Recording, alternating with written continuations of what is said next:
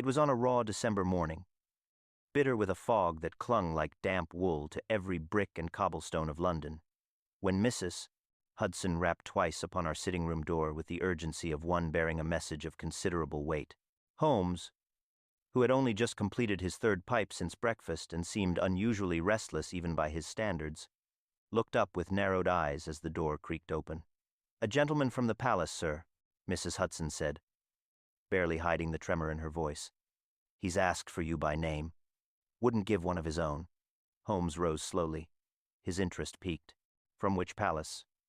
"Pray." "Kensington, sir." Without another word, Holmes turned to me, with that familiar flicker of anticipation I had come to associate with the most tangled of cases. "Put on your boots, Watson," he said crisply. "It appears we are summoned not merely by royalty but by secrecy." Moments later, the man in question was seated before the fire, still, cloaked and gloved, his features obscured by the low brim of a felt hat. From the cut of his coat and the stiffness of his bearing, one might have guessed military, yet the accent that emerged when he finally spoke was polished, educated, and unmistakably aristocratic. "I have come to you under the gravest confidence, Mr. Holmes. The matter is delicate." "Then you are wise not to waste time with pleasantries," Holmes replied. "Pray, proceed." The man hesitated only a moment longer before leaning forward, his gloved hands clasped tightly. "There is a blackmailer operating within Kensington Palace. Someone with access to highly sensitive communications letters not meant for public eyes. And he, or she, is now threatening to expose a certain member of the royal household unless a most exorbitant sum is paid." I straightened in my chair at this, but Holmes betrayed no reaction save for the faintest twitch of one eyebrow. "And you are?" Holmes prompted. "My name is of no consequence. I serve as a confidential advisor to Her Royal Highness, and I am empowered to speak on her behalf. What matters is the letter." At this, he reached into an inner pocket and withdrew a thin sheet of ivory parchment, folded thrice and sealed with wax. Holmes took it without a word, examined both sides, then slit the seal and unfolded it with a precision born of habit. The contents were brief and typed, not handwritten, a detail that immediately drew Holmes' attention. The letter bore neither address nor signature. "To the Lady of Kensington, the words penned to your gentleman friend in Vienna betray more than affection, they betray your crown. Pay £25,000 to the account noted by Friday, or the next recipient will not be so discreet." Beneath the threat was a string of numbers, an account at a private bank in Zurich. Holmes passed the letter to me and clasped his hands behind his back, pacing before the fireplace. The royal family is no stranger to affection nor indiscretion, but rarely do they trust typewriters. "Precisely why we believe the threat comes from within," the visitor said. "No outsider could have accessed that letter. It was meant to be burned the day it arrived. Someone is intercepting private correspondence from the palace library." Holmes stopped. "You're certain of the authenticity? The letter she wrote is real. I've seen it. Her Royal Highness dictated it by hand. It was delivered via diplomatic courier and returned with no evidence of tampering until now. And the gentleman in Vienna? He is sensitive. The details of their connection would be compromising to both governments." Holmes turned to me. "Watson, do you recall the Count von Stieglitz affair?" "Vaguely," I replied. "He vanished under suspicious circumstances, did he not?" "Indeed. And I believe we now find ourselves tethered to the long tail of that same scandal." Our visitor cleared his throat. "Can you help us, Mr. Holmes?" Holmes steepled his fingers and studied the flames. "A crime involving blackmail, foreign entanglements, and a royal pen? I should think I would be insulted if you had gone to anyone else." The man exhaled in relief, though he said nothing more. Holmes, however, had not finished. "One final matter," Holmes added. "You say the intercepted letter was to be destroyed. Who had access to it before the fire?" "Three persons," he answered. "Lady Margaret's lady-in-waiting, Miss Eliza Marchmont, her equerry, Major Sir Percival Dunn, and the head librarian, Mr. Alfred Lind." "Three," Holmes repeated. "Then we begin with three and end with one. Watson, the game begins." With that, Holmes swept up his coat and violin case and instructed the gentleman to wait at Kensington service entrance by dusk. Whatever mystery lingered in the fog of that December day, Sherlock Holmes had now fixed upon its scent, and once fixed, I knew from long experience, he would not rest until it had been hunted to its final, inevitable truth. The fog had thinned slightly by the time Holmes and I made our way through the iron gates of Kensington Palace. A liveried attendant greeted us with no fanfare, leading us not through the grand front entrance but along a discreet side path, past frost-kissed hedges and beneath stone archways that bore the weight of centuries. Holmes, never one for royal etiquette, walked as though he owned the place, his sharp eyes flicking over each window, curtain, and servant with the precision of a cartographer. Inside, the hush was palpable. We were escorted not to the grand salons or audience chambers, but to a modest chamber in the eastern wing, sparsely adorned save for a Queen Anne writing desk and a tall bookshelf lined with historical treatises and private memoirs. It was here that we were introduced to Miss Eliza Marchmont, the lady-in-waiting to Her Royal Highness. She was a slender woman in her mid-30s, dressed in a practical navy gown. Her hands clasped tightly as she stood. Her eyes were red-rimmed, as though from lack of sleep.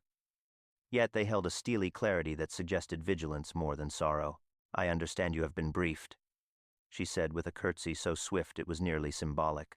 Holmes inclined his head but made no other acknowledgement. "You had access to the letter," he said plainly. "I did," she replied. "Her Royal Highness dictated it to me over tea. I transcribed it myself, then sealed it and gave it to Major Dunn."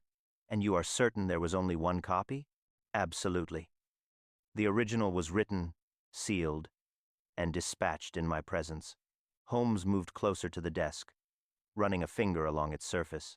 "And you saw to it the response when it returned from Vienna was handled with the same discretion?" "Yes." Major Dunn collected it from the courier. "It passed through no other hands. He returned it to Her Royal Highness, and she burned it after reading." Holmes turned to me. "Watson, note the pattern. The letter begins with Marchmont, passes to Dunn, and returns via Dunn. The librarian enters nowhere into this."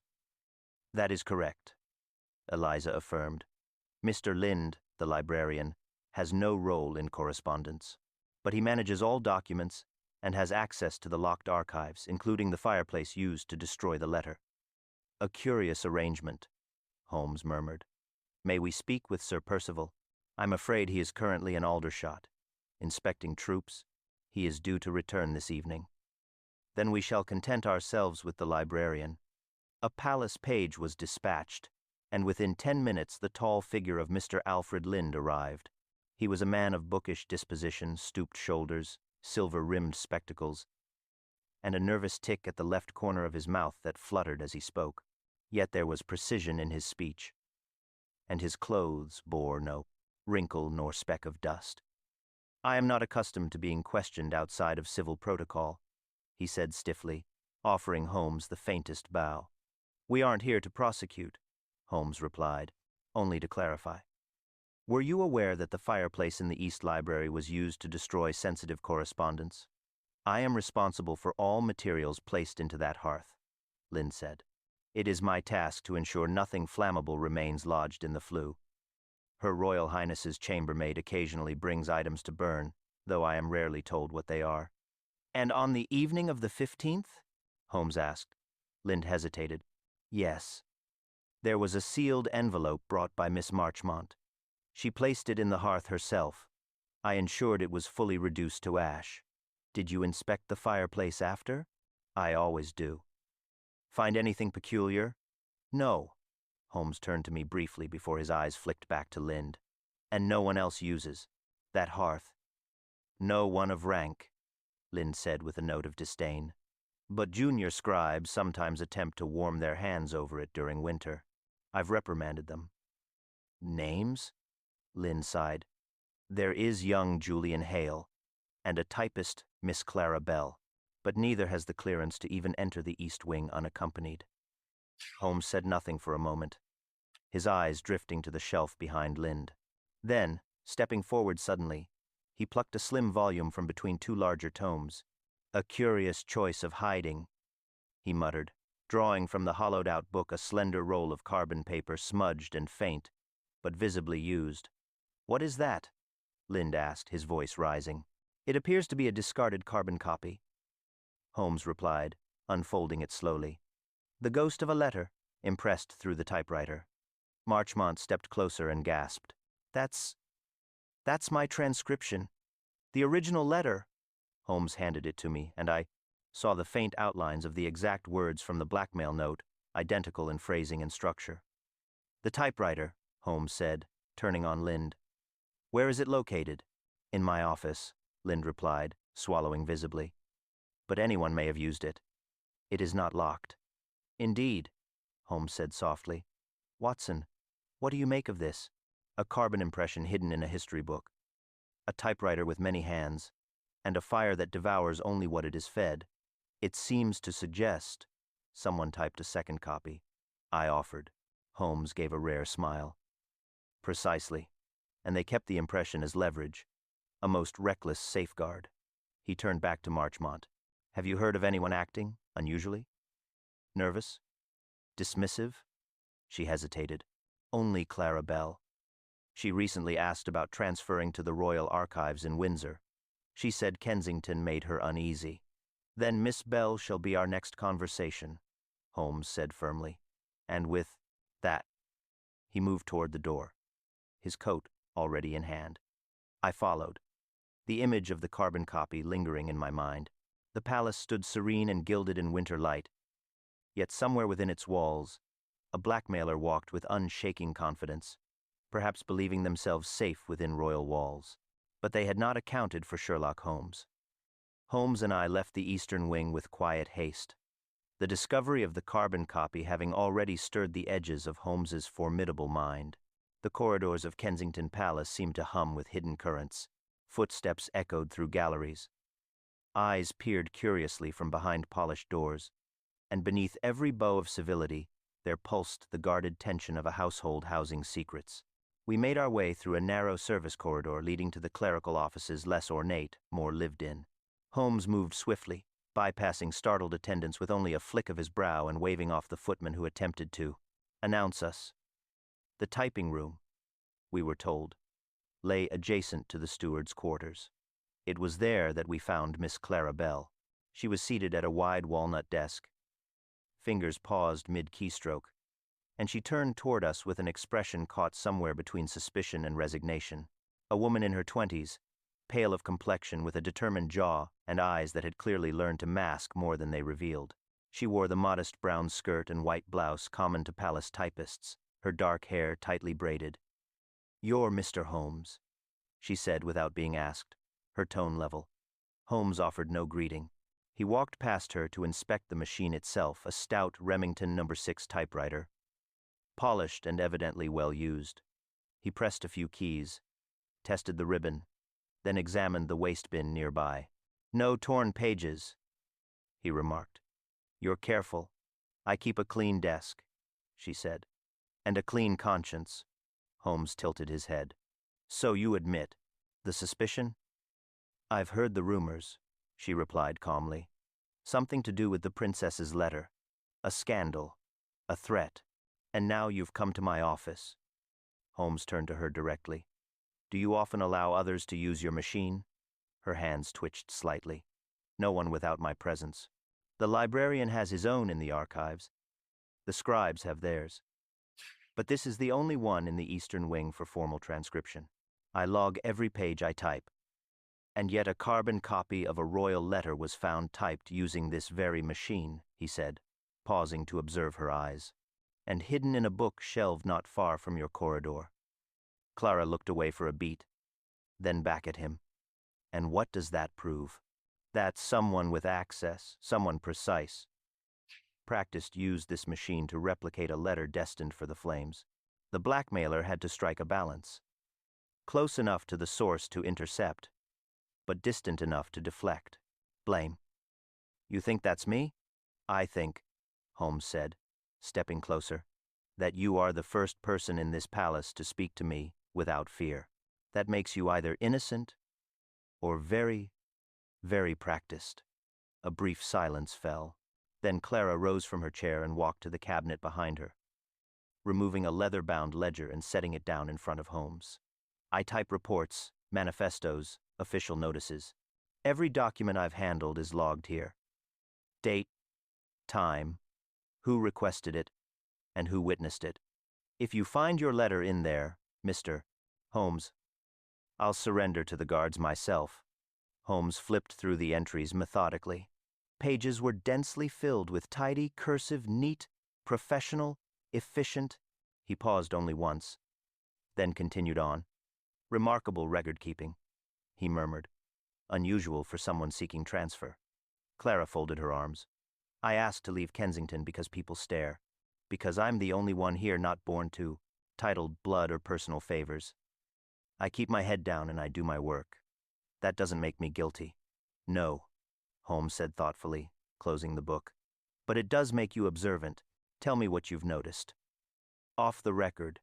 Clara hesitated, then said, A week ago, I came in early and found the typewriter warm. No sheets in the bin. No entry in the log. I thought I'd misremembered. And who else had access? Only the cleaning boy, Thomas. He sweeps the room before sunrise. But he wouldn't know how to operate this. Holmes glanced at me and gave the slightest nod. Indeed. Then it was someone who knew the layout, had access to the library, and understood how to create a carbon duplicate. Lind, I said under my breath. Too obvious, Holmes murmured back. We'll let him stew. To Clara, he offered the smallest of acknowledgments. You've done well. Stay at your desk. If the blackmailer suspects they've drawn our eye, they may return to erase their tracks. And if they do, she asked, let them. We'll be watching. As we stepped out, Holmes led us into the adjoining corridor where gas lamps flickered unevenly. Watson, the typewriter has not been misused. It's been borrowed. Then how did the blackmailer avoid being seen? They didn't, Holmes said simply. They were seen but not noticed. Familiarity can be the perfect disguise, someone no one questions. We rounded a corner, and Holmes paused before a linen closet. From it, he pulled a pair of long-handled boots and a folded garment bag. You're not going to dress up as a palace footman, are you? I asked warily. Holmes smiled faintly. Not I. You, Watson. The palace guards change posts every 4 hours. Between midnight and 4, the East Wing is largely deserted. I want you stationed outside the librarian's office. Take notes. Observe.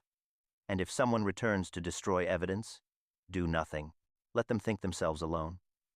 The worst mistake a thief can make is to believe the room is empty. And you? I shall visit Sir Percival Dunn. He returned from Aldershot an hour ago. Eliza Marchmont wired me his arrival. If anyone was entrusted with the courier letter, he must have known more than he admitted. Later that evening, I found myself, most awkwardly, adjusting the stiff collar of a royal footman's uniform. It fit poorly, and the boots creaked, but it achieved Holmes's purpose. I stationed myself along the narrow arch that led toward the eastern wing. My cap lowered, arms crossed in a passable impression of disinterest.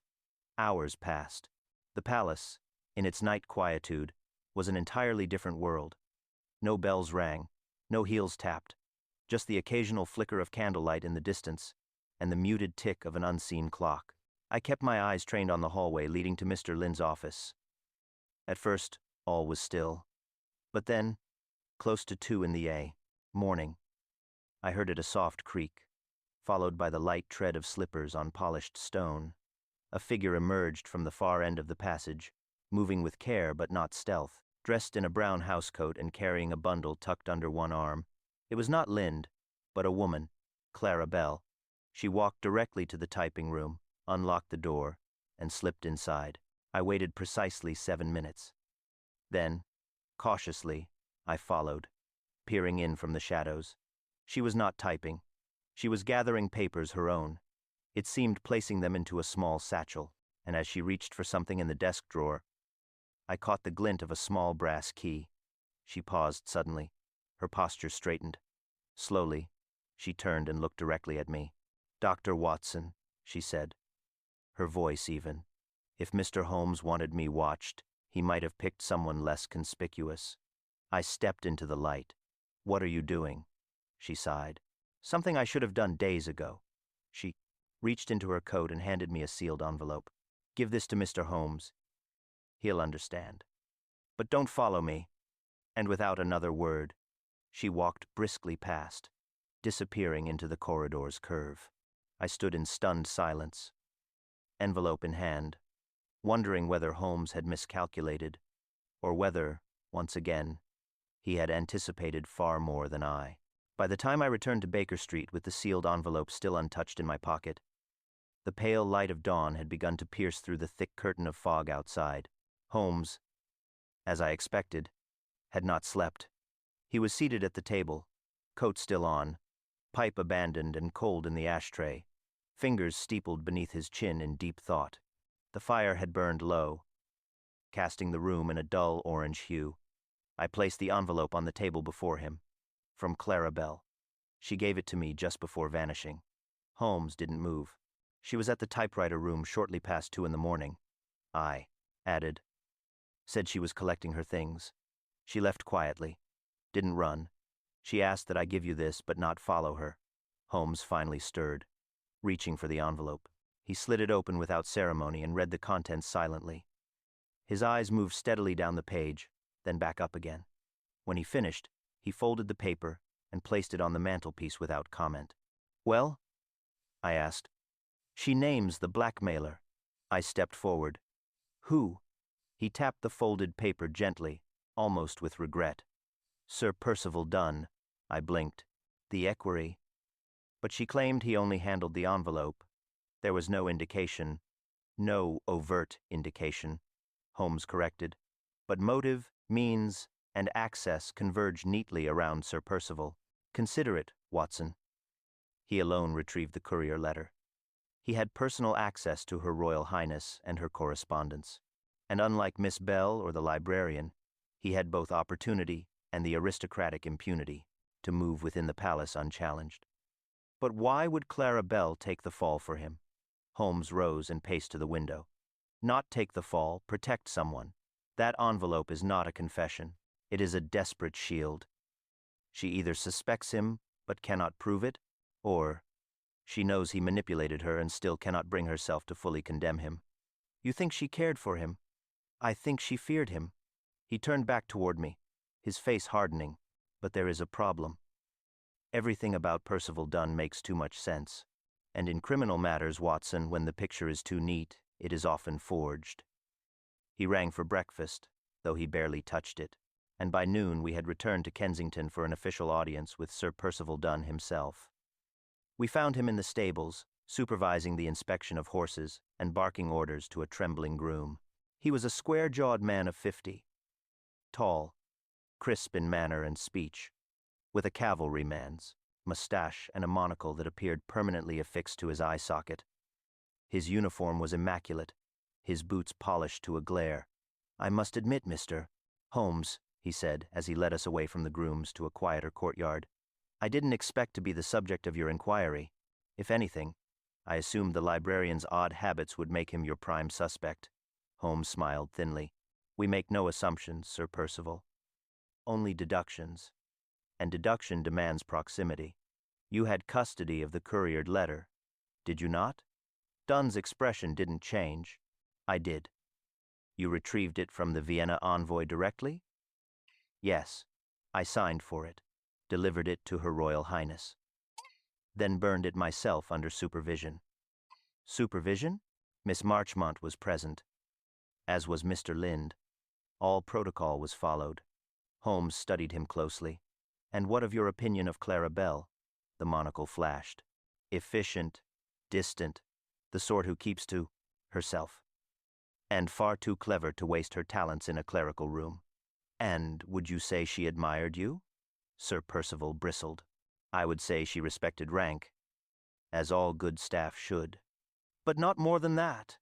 "I am a married man, Mr. Holmes," he replied sharply, "and not given to idle flirtations." Holmes nodded, as though satisfied. But I recognized that look in his eyes, the one that said the conversation had revealed something deeper than the words alone.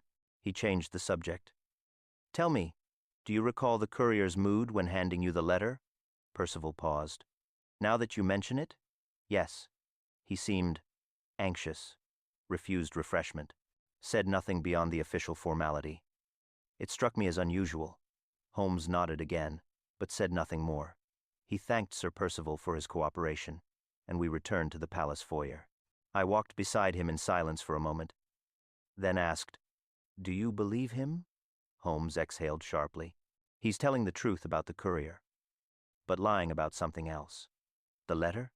"No, about Clara."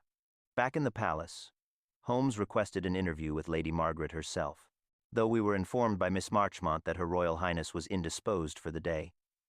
We settled instead in the drawing room, where Miss Marchmont joined us with the quiet poise of one accustomed to managing chaos with grace. "She didn't leave the palace, you know," she said, as Holmes sipped the tea she had poured. "Clara Bell. She's still on the grounds." Holmes raised an eyebrow. "How do you know?" "She came to me this morning, just after sunrise. She asked for a private chamber, said she had made a grave mistake and feared someone might try to silence her before she could speak to you." "Did she name the person?" "No. Only that she had lied, and that someone had convinced her to do it." Holmes stood abruptly. "Watson, we're going to the prison, servant quarters." We made our way to the West Wing, where the lesser staff were housed. As we approached Clara's chamber, Holmes stopped suddenly.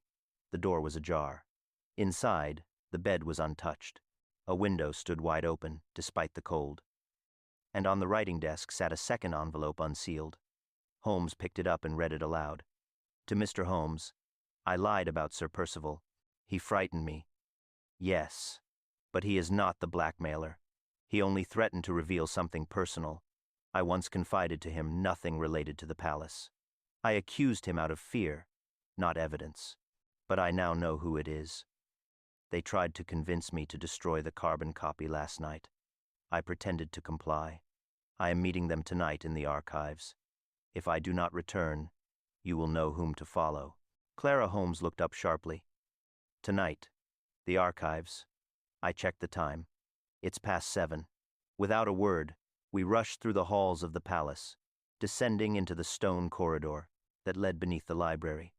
The air grew colder as we approached the double doors of the archival chamber, ancient, iron-bound, and locked. Holmes knelt, withdrawing his slender case of lockpicks. "Stand back, Watson." It took less than a minute for the door to groan open. Inside, the flicker of lantern light revealed a trail of movement boxes recently disturbed, papers scattered. A table at the far end bore the remnants of tea and a crumpled handkerchief. And then Holmes froze. There, slumped behind the central record desk, was Clara Bell, unconscious, but breathing. Her wrist was scraped, and a shelf above her had been disturbed, as though something or someone had toppled it. Holmes knelt beside her and checked her pulse. "She's alive," he said, "but whoever she meant to silence her." I scanned the room. Then they were interrupted. Probably heard us coming. Holmes's gaze landed on a second object beneath the table, a leather-bound notebook, scuffed at the edges. He picked it up and flipped through it. "This isn't hers." I looked over his shoulder. Inside were pages of payment schedules, cryptic notations, and one chilling entry dated 2 weeks prior. "Done intercepted letter. Marchmont too observant. Use Bell for impression.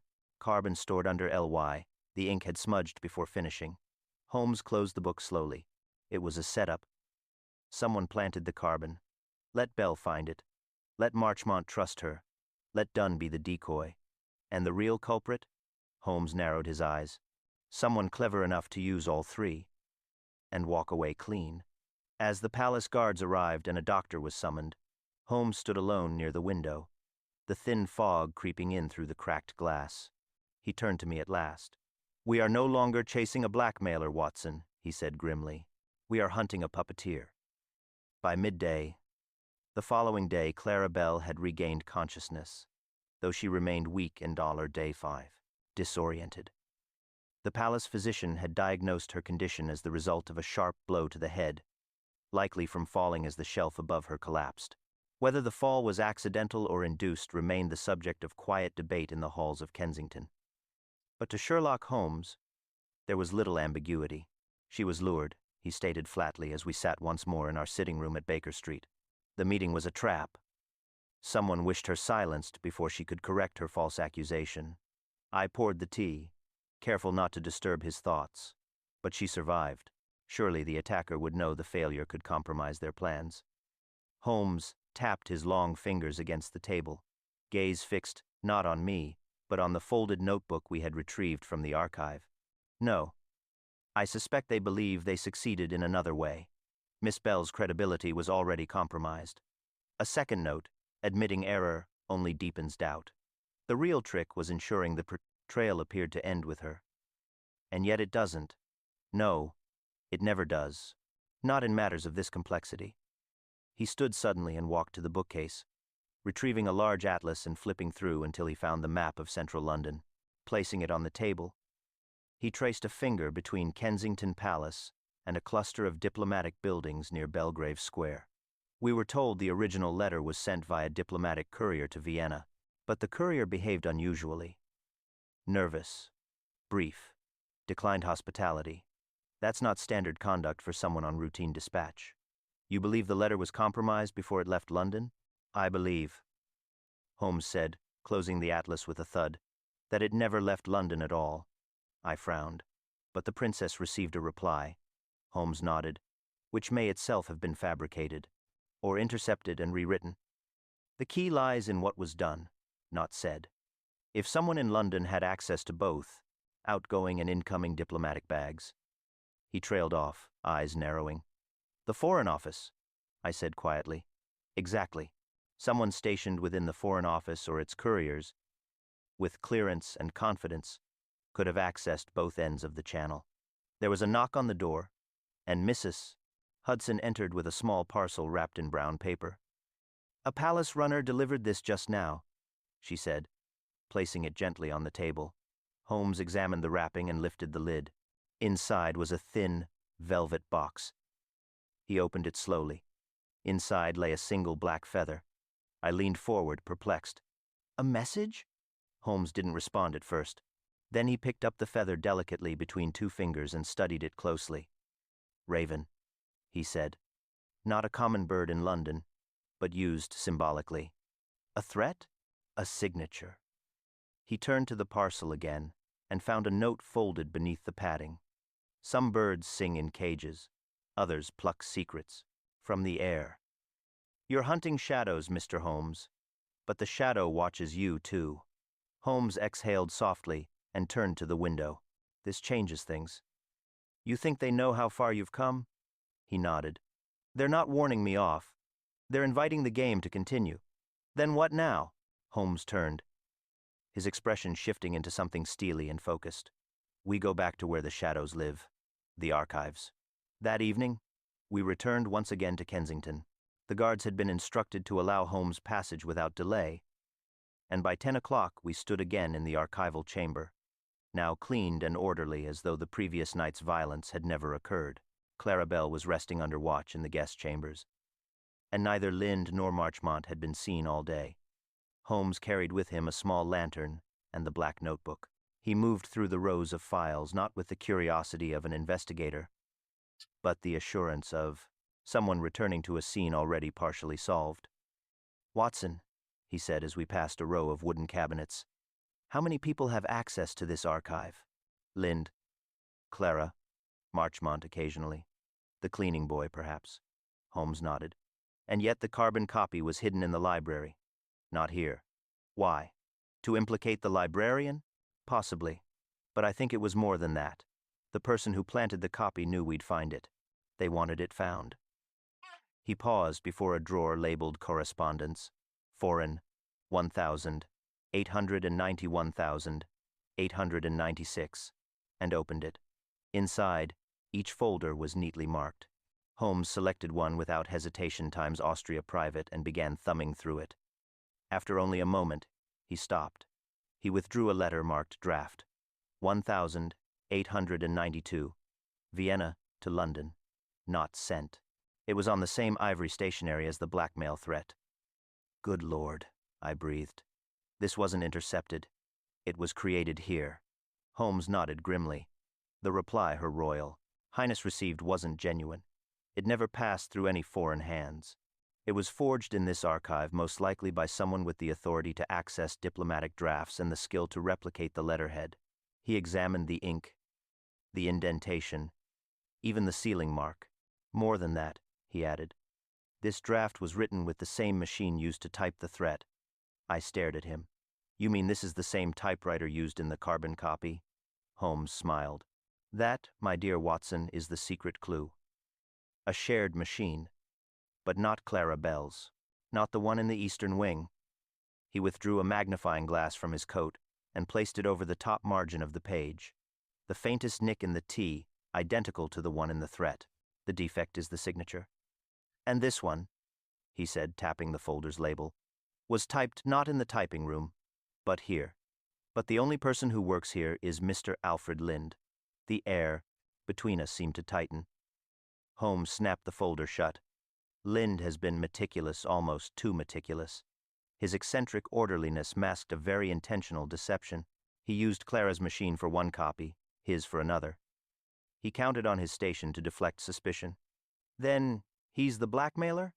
Holmes shook his head slowly. He is a blackmailer, but not the only hand in the crime. Just then, the door creaked. We spun around. Alfred Lind stood in the doorway, lantern in hand, his expression unreadable. I wondered when you would come, he said. Holmes didn't flinch.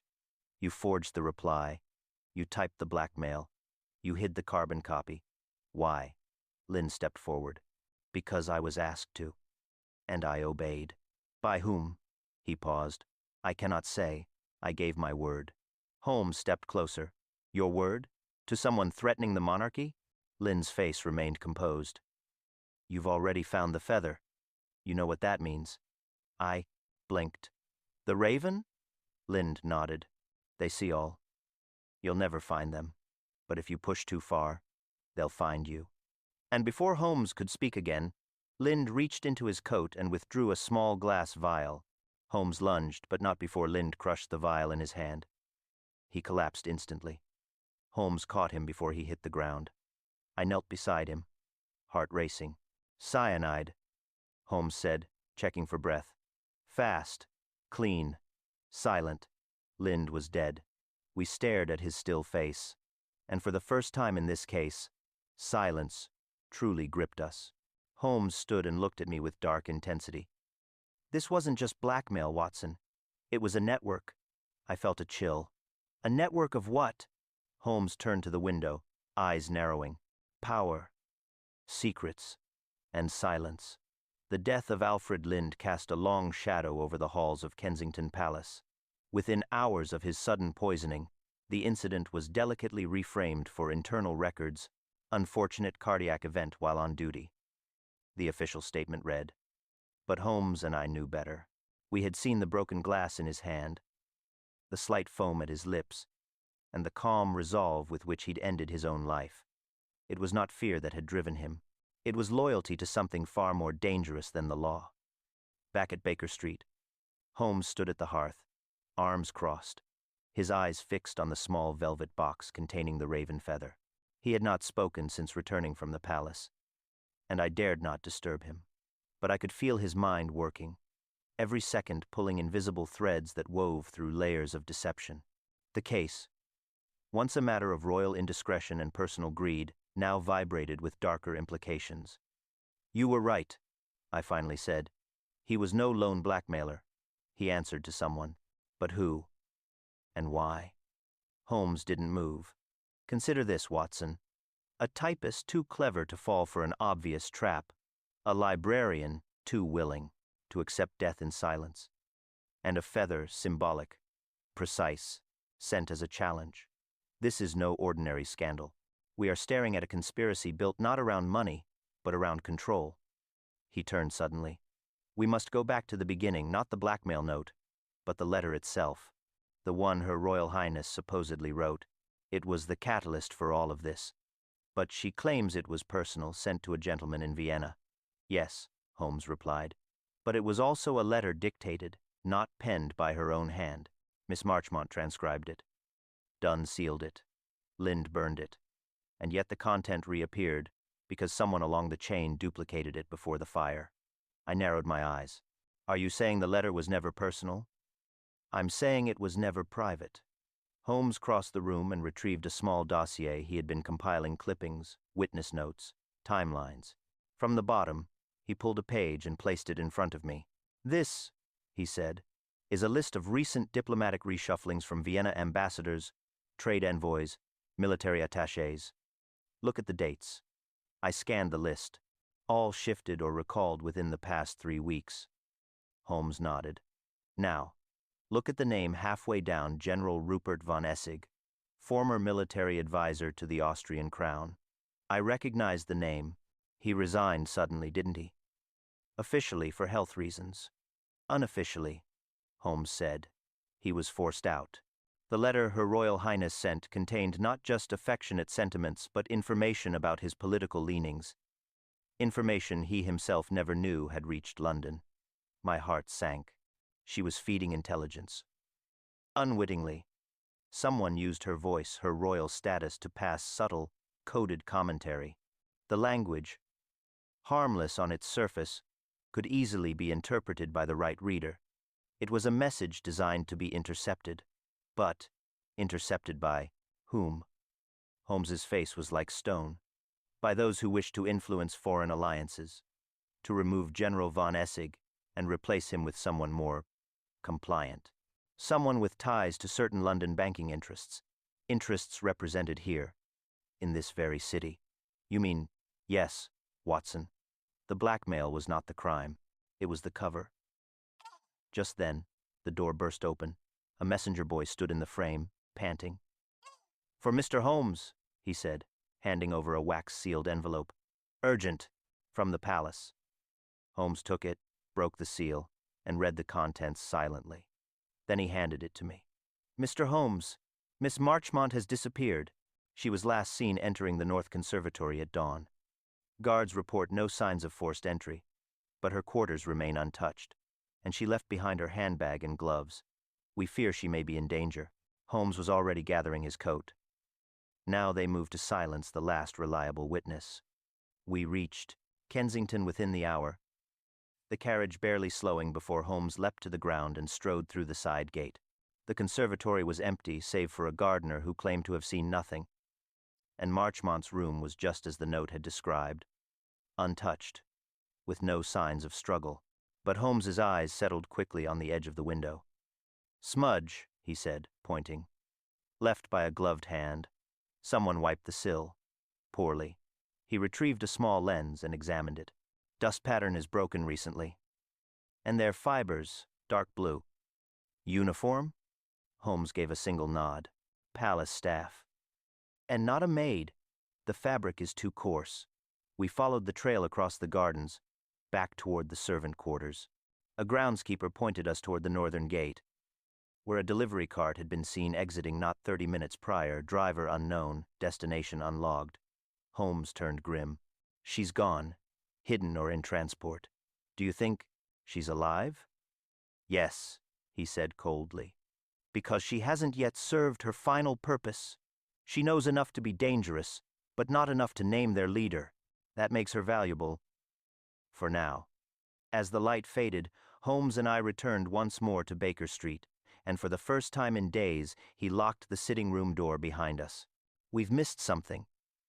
There is a pattern we have not yet deciphered.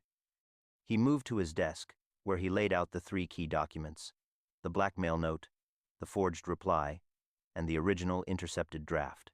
Then, in silence, he began to write a list: names, times, locations, connections.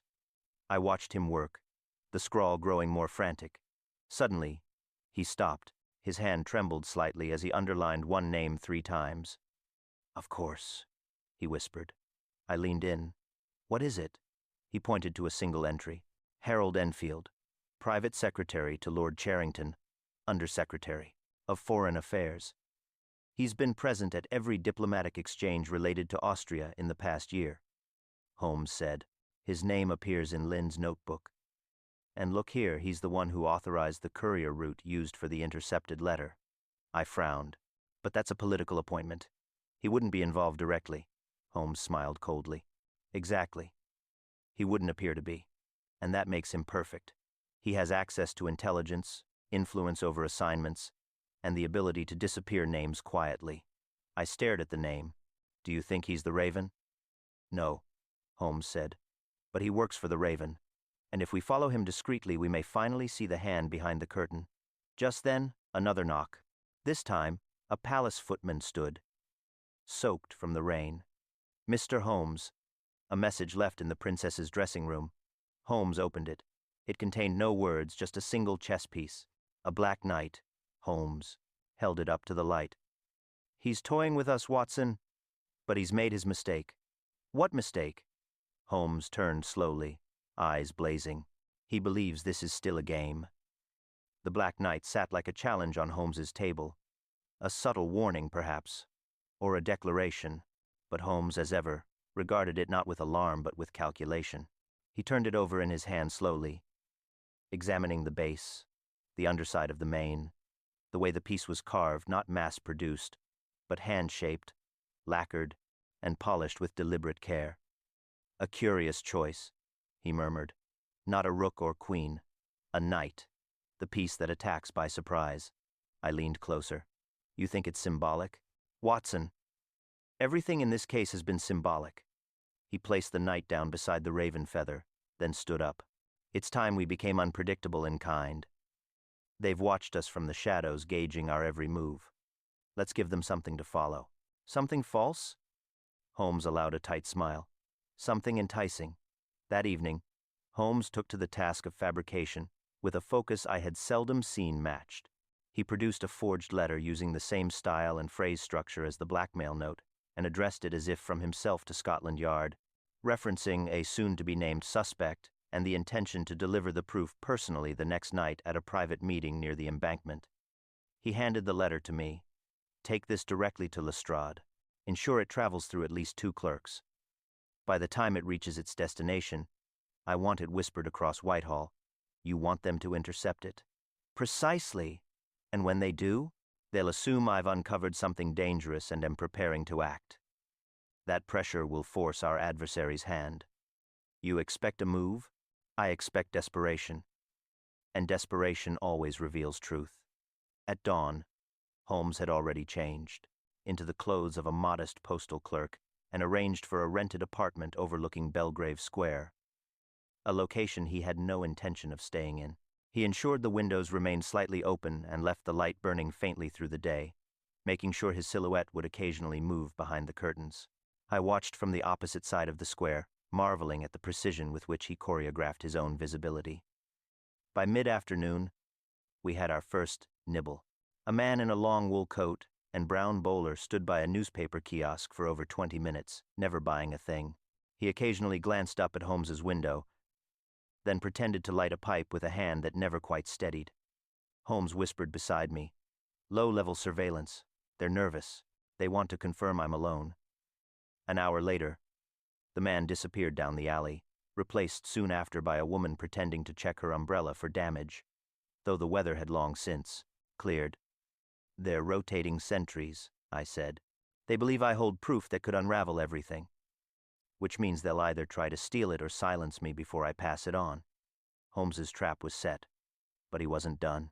That night, as London's gas lamps flickered to life and fog began to slip once more across the city, we made our way not to the embankment, as the fake letter had suggested, but to the private home of Lord Charrington.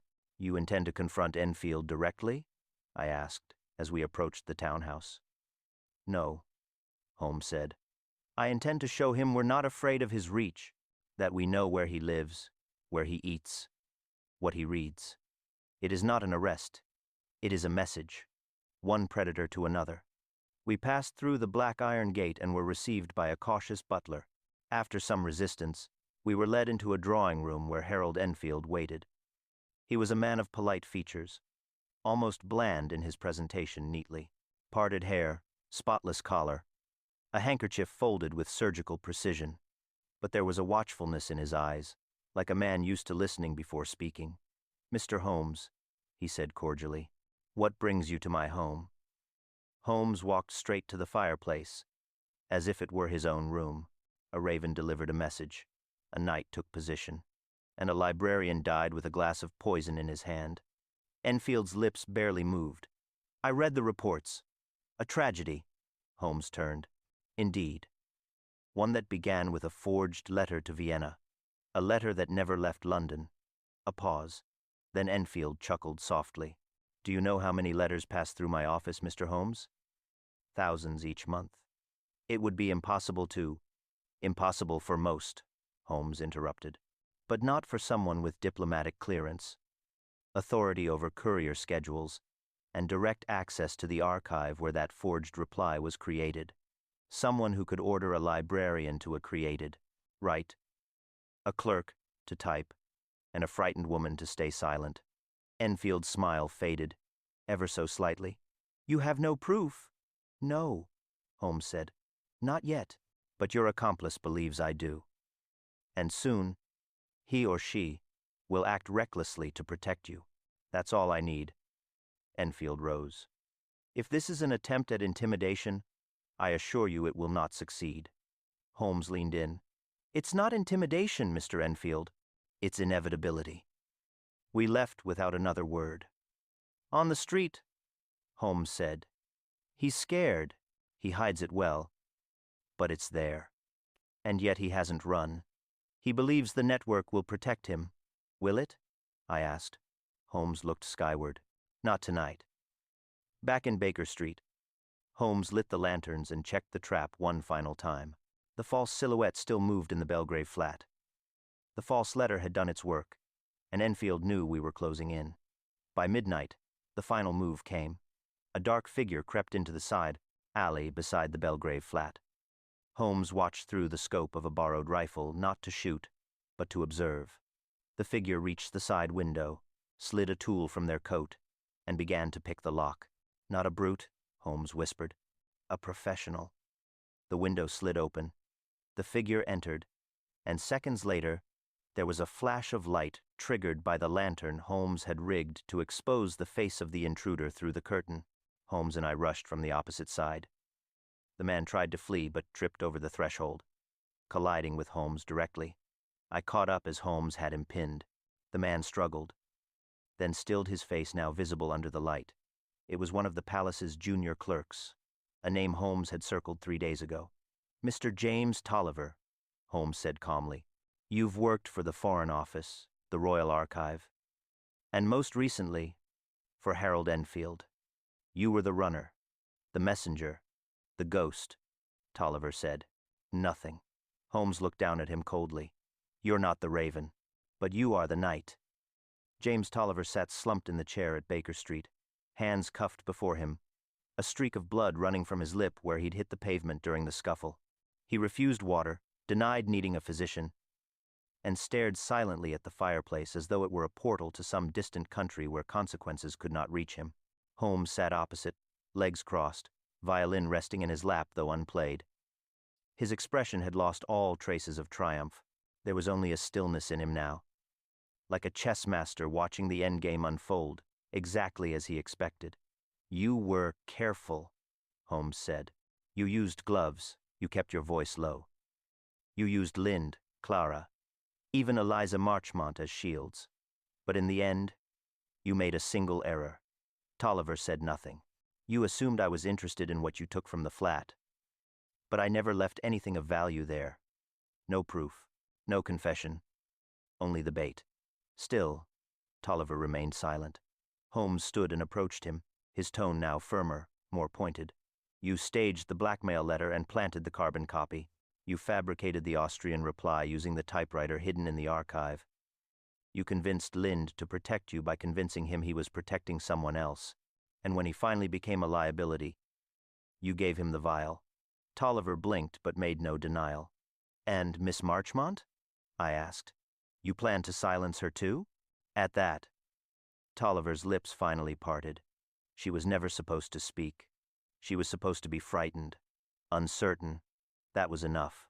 Holmes leaned closer. But she did speak, and you failed.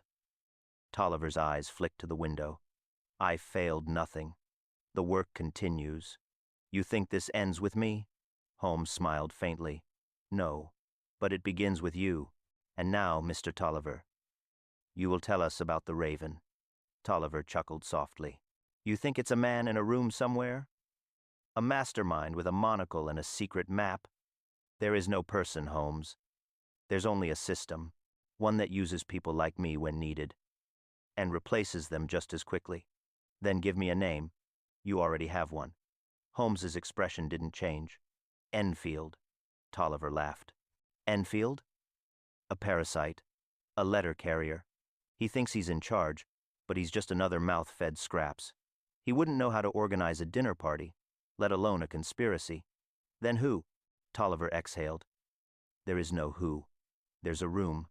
And in that room, the only name you'll find is Project Havelock. That's the ledger title. That's where the accounts live. That's where the favors are tracked. That's where they list the cost of silence. Holmes stiffened. Where is it? I told you. Not a man. A system. But if you want the door, go to the basement of the House of Connaught. Diplomatic wing. Third vault. Ask for Record X. That's all I'll say. Holmes straightened. That's enough. Tolliver smiled again. No, Mr. Holmes. That's just enough to get you killed. We delivered Tolliver to Scotland Yard before sunrise, presenting both the evidence retrieved from the Belgrave flat and Holmes's full statement. Lestrade, red-eyed and chewing furiously on the end of a pencil, promised to alert the palace discreetly. Royal scandals are one thing, he muttered, but foreign espionage inside government walls? We'll need to tread lightly. Then tread fast, Holmes replied. The woman at the heart of it is still missing. Later that morning, we returned to Kensington Palace with a sealed order to conduct a private interview with Lady Margaret. She greeted us with a tired dignity.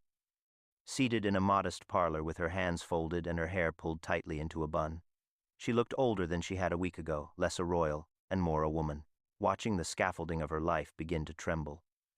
Mr. Holmes, she said gently, you found the man? One of them, Holmes replied, but the conspiracy is larger than even you feared, Your Highness. She nodded slowly. I suspected as much. You've been used. Her eyes did not flinch. That is the curse of birthright, Mr. Holmes. One is always used, sometimes for pageantry, other times for purpose. The mistake was in assuming that my letter was ever private. Holmes studied her a moment. And Miss Marchmont? She was loyal, she said softly. Too loyal. She knew my thoughts before I voiced them. If anything happens to her, she's alive, Holmes said, and we believe we know where they've taken her. We left the palace without fanfare and took a hired brougham to the House of Connaught, a pale stone building nestled between the embassy halls near St. James's. It presented as nothing more than another foreign affairs annex, with dusty windows and clerks moving about with stacks of paper.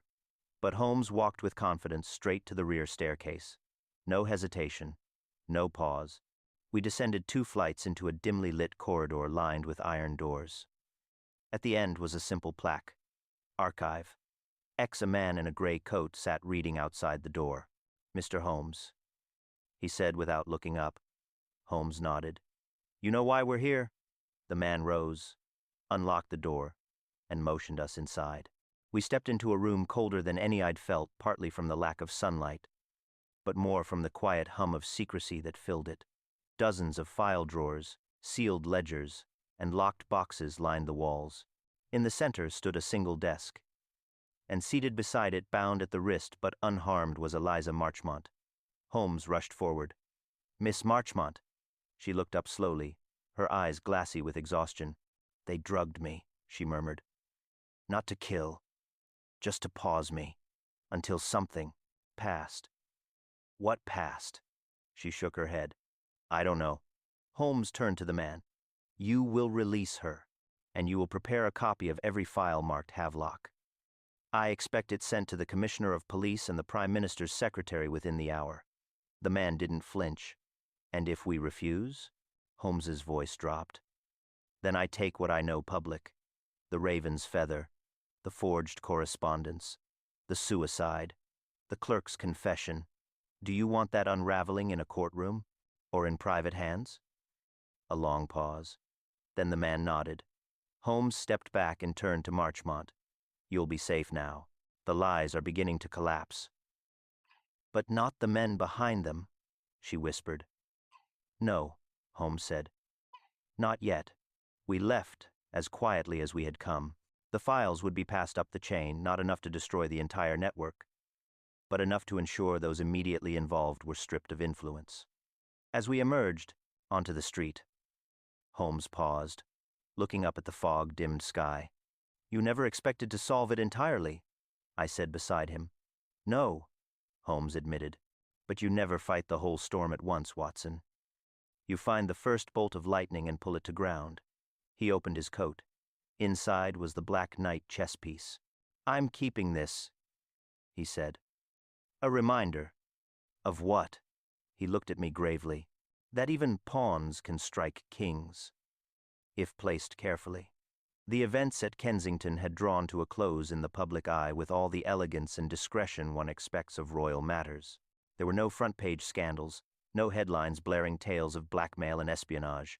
Yet beneath that silence, subtle shifts had begun to ripple through Whitehall and the Foreign Office like tremors under polished marble. 3 days after our visit to the House of Connaught, Holmes and I returned to Baker Street under the cover of a winter dusk. He had said little since the release of Eliza Marchmont, who had been escorted quietly back to the palace by an official motorcade. She had embraced Holmes before leaving, a gesture brief but genuine, and thanked him with a cracked voice that held more weight than pages of testimony ever could.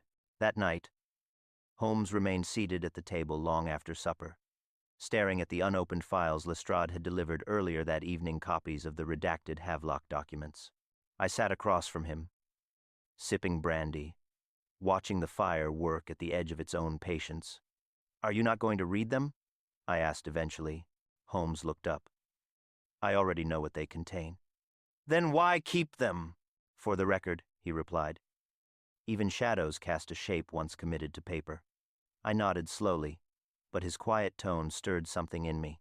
There was no victory in his voice, no satisfaction, only fatigue. "You stopped them, Holmes. Whatever system Tolliver served, whatever Enfield exploited, you severed it at the roots." Holmes leaned back, his hands resting lightly against the armrests. "Roots regrow, Watson, and systems do not die. They migrate.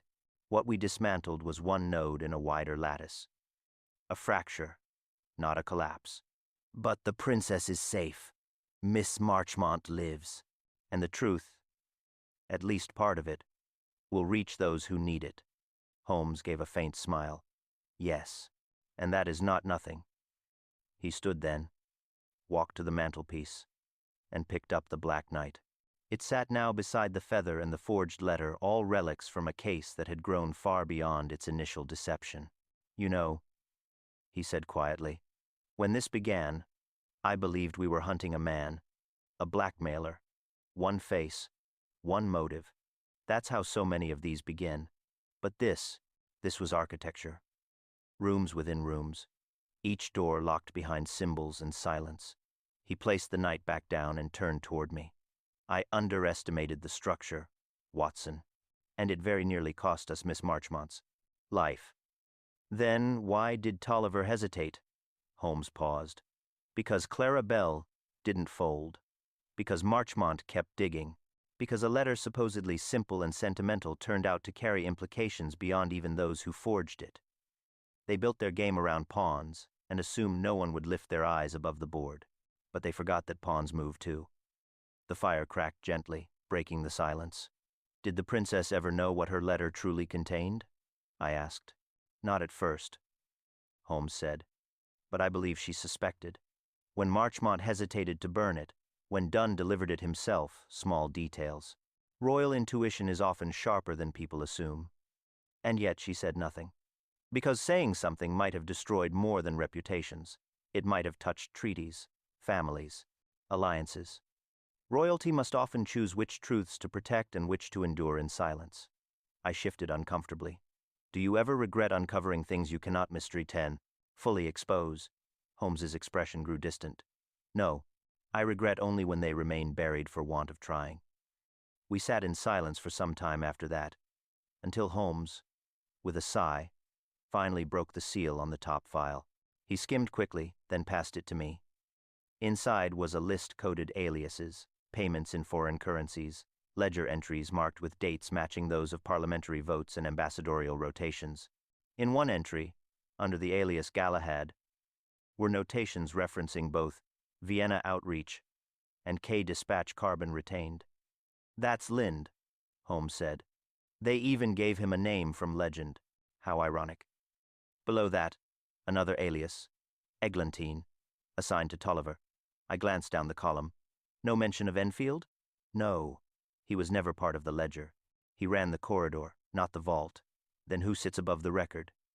Holmes tapped the bottom of the page, where a symbol, not a name, was stamped in red ink. A raven's, silhouette with its wings outstretched, mid-flight. "No name," he said. "Just the myth." I closed the file and leaned back, letting the weight of it settle. "Perhaps that's what they want," I said. "To remain legends, unnamed, unproven." Holmes looked at me, and for once, there was something behind his eyes I rarely saw restraint. "Perhaps," he said. The next morning brought snow, and with it, a quiet message. A single page folded in a red envelope was found beneath our door. No seal, no handwriting, only a printed phrase. "You have played well, but the board remains until the next game." Beneath it, the same Black Knight emblem, embossed into the paper. I looked to Holmes, expecting fury, or perhaps alarm. But he merely nodded once, folded the message neatly, and placed it beside the feather. "They still watch," I said quietly, "as I hoped they would." "You want them to return?" "No," Holmes said, "but I want them to believe I'm ready if they do." He turned, and 44 Point looked out the window. The snow fell gently onto Baker Street, masking footsteps, softening edges, yet beneath the white, the city remained restless.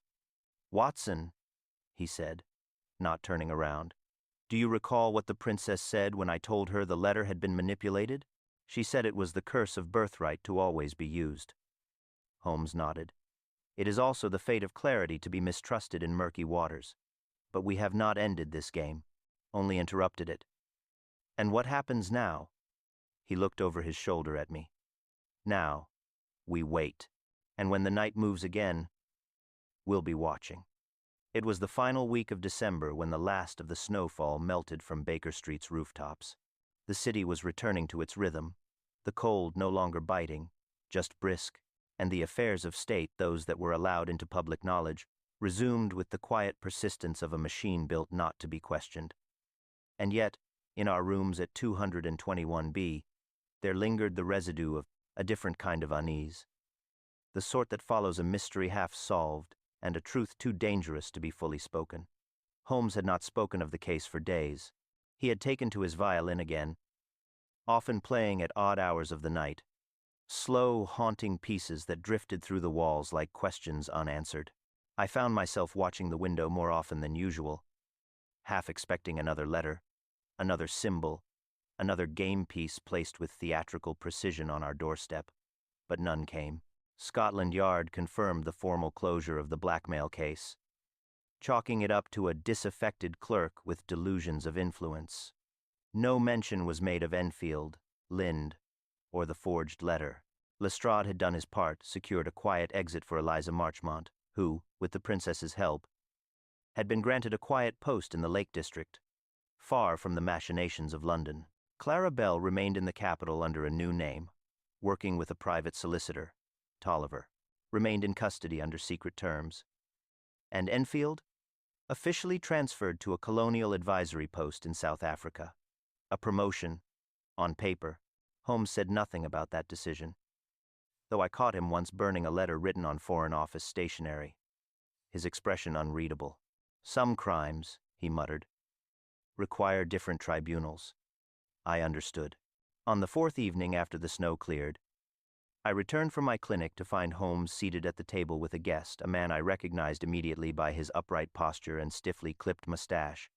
"Sir Percival Dunn." He rose as I entered, inclining his head slightly. "Sir Percival asked to meet off record." I obliged. Dunn settled once more, his gloves folded in his lap. I came, he said quietly, not to apologize. I know what I am. I have served Crown and command both, and I know when a battlefield shifts beneath one's feet. He looked to Holmes. You did well. I doubted you. Holmes said nothing. You exposed enough, Dunn continued. Not too much, not too little, just enough to shake the branches and watch what fell. Only that we've grown so used to the rot that we no longer flinch at the smell. Holmes reached into his drawer and placed the Black Knight on the table between them. Tell me, he said, how many of you knew? Dunn looked at the piece. Fewer than you'd think. More than you'd hope. Holmes studied him for a long moment. I don't expect the system to crumble, but I do expect it to remember. If another game begins, another knight moves, I'll not be as generous next time. Dunn nodded. Understood. He stood, nodded once more to me, and departed as silently as he had arrived. Later that night, Holmes finally began to sort through the remaining papers. He labeled them, tied them into folders, and tucked them into the compartment behind the floorboard beneath the rug. As he replaced the board, I finally asked, why hide them? Why not publish? Holmes sat back on his heels. Because sometimes, Watson, truth is not a sword, it is a scalpel. Use it carelessly, and you do more damage than the disease. But the raven still exists. Holmes's face was pale in the lamplight. Yes, but it knows it has been seen. That is a beginning. A few days later, I found Holmes standing before the fireplace, gazing down at the chessboard he had set up atop the mantel. The game was midway through several pieces already off the board. The white queen had been taken. The black knight remained. It always returns to the knight, I said. Holmes nodded. The knight moves in curves. Sideways. Unexpected. It never charges straight. Always at an angle. He picked it up and held it in his palm. We were never meant to win this game, he said quietly. Only to understand the rules before it starts again. Do you think it will? He looked at me with those sharp gray eyes. Watson, do you recall the last line of that raven note? Until the next game? Yes. Holmes smiled grimly. That wasn't a threat. It was a promise. In the weeks that followed, life settled. Cases resumed ordinary affairs of theft. Lost wills. Suspicious husbands. But they felt dimmer in comparison. Every so often, I would see Holmes pause at the post, eye a particular envelope, or glance twice at a gentleman too well dressed to be loitering near our window. He never said it aloud, but I knew he was waiting. Then, one evening in early February, a package arrived. No return address, no markings. Inside was a single item, a white pawn, cracked at the base. Holmes stared at it for a long while. Then he closed the lid, placed it on the shelf beside the feather and the knight, and returned to his seat without a word. And that was when I realized something profound. The case had never truly ended. It had only paused, because games such as this, born of silence and secrets, never die. They only shift like knights on a board waiting for their next move. And somewhere in London, the raven still watched. It was a gray March afternoon when I returned to 221 B. Baker Street to find Holmes seated in his usual armchair, his fingers pressed together beneath his chin, the remnants of correspondence scattered across the carpet like fallen leaves. His violin lay untouched on the windowsill, the bow balanced carefully across its strings. He did not greet me as I entered, but I knew that expression well. Something had resolved. Some loose thread finally tightened. Without preamble, he spoke. The final piece has fallen, Watson. I closed the door gently and approached. You're certain? Holmes gestured to a telegram pinned beneath the letter opener. From the Crown's private secretary, Harold. Enfield has resigned his new commission. No explanation provided. No retirement honors. Just a quiet disappearance into foreign obscurity. So he was dismissed? No, Holmes said with a faint smile. He was removed politely. His usefulness ended the moment his discretion became a liability. He stood and moved to the fireplace, warming his hands absently. You see, Watson, it was never about Enfield, nor Lind, nor even Tolliver. They were instruments each played to exact pitch by a hand we will likely never name. And the hand? Holmes turned to me, eyes sharp. Exists. Still, but it has withdrawn. For now. He picked up the pawn from the shelf.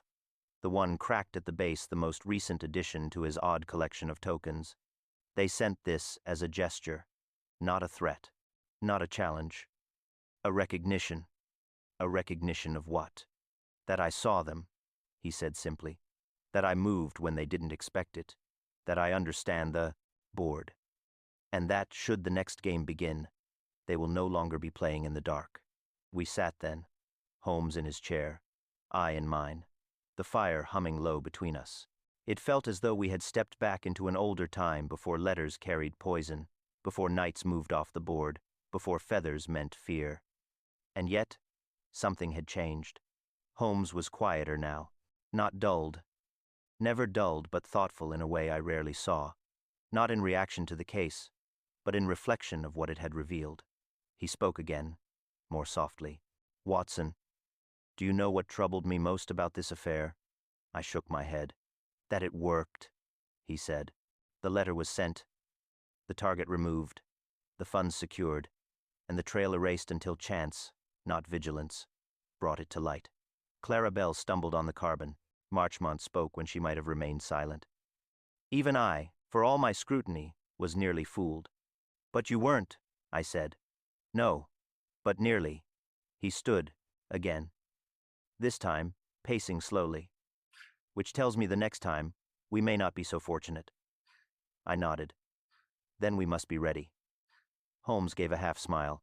Always. There was a knock at the door. Holmes called for the visitor to enter, and Mrs. Hudson stepped in with a small envelope. Just arrived by special courier, Mr. Holmes. No sender. No message. Holmes took it and opened it carefully. Inside was a folded photograph. A woman standing in the gardens of a countryside house, smiling faintly at the camera. Her posture was relaxed, the trees behind her budding with spring. Eliza Marchmont. On the back, a single line in her unmistakable hand. I've found peace. Thanks to you. Holmes studied the photo for a long time. Then he placed it gently atop the files, covering the feather, the knight, and the pawn. That, he said, is the only ending that matters. And with that, he picked up his violin at last, tuned it with delicate precision, and played not the haunting melodies of tension or threat, but a soft, measured aria that filled the room like a benediction. Outside, Baker Street moved on. The carriages clattered, the paper boys shouted, and yet within that room, for the span of a single quiet moment, there was something rare. Closure. The end.